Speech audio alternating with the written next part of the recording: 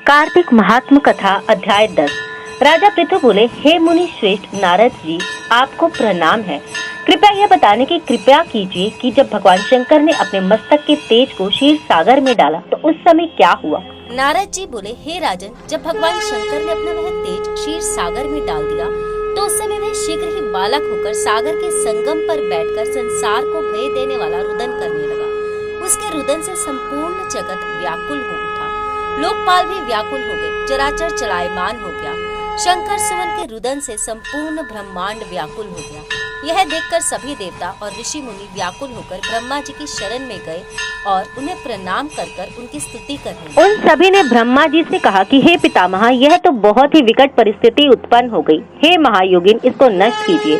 देवताओं के मुख से इस प्रकार सुनकर ब्रह्मा जी सत्यलोक से उतरकर उस बालक को देखने के लिए सागर तट पर आए। सागर ने ब्रह्मा जी को आते देखकर उन्हें प्रणाम किया और बालक को उठाकर उनकी गोदी में दे दिया। आश्चर्यचकित होते हुए ब्रह्मा जी ने पूछा, हे सागर, यह बालक किसका है। सागर विनम्रता पूर्वक बोला, प्रभु, यह तो मुझे ज्ञात नहीं है, परंतु मैं इतना अवश्य जानता हूँ कि यह गंगा सागर के संगम पर प्रकट हुआ है। इसलिए हे जगत गुरु, आप इस बालक का जात कर्म आदि संस्कार करके इसका जातक फल बताइए। नारद जी राजा पृथु से बोले, ब्रह्मा जी के गले में हाथ डालकर वह बालक बार बार उनका आकर्षण कर रहा था। फिर तो उसने ब्रह्मा जी का गला इतनी जोर से पकड़ा कि उससे पीड़ित होकर ब्रह्मा जी की आंखों से अश्रु टपकने लगे।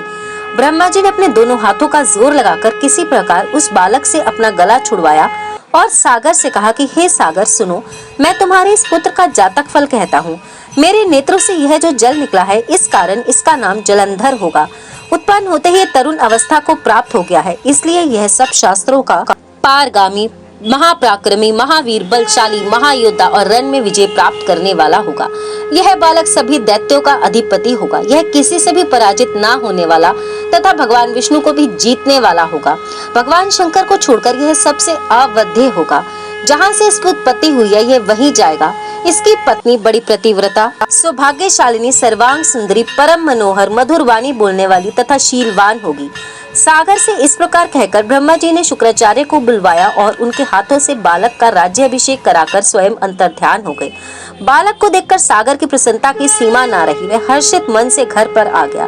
फिर सागर ने उस बालक का लालन पालन कर उसे पुष्ट किया। फिर कालनेमी नामक असुर को बुलाकर वृंदा नामक कन्या से विधि पूर्वक उसका विवाह करा दिया। उस विवाह में बहुत बड़ा उत्सव हुआ।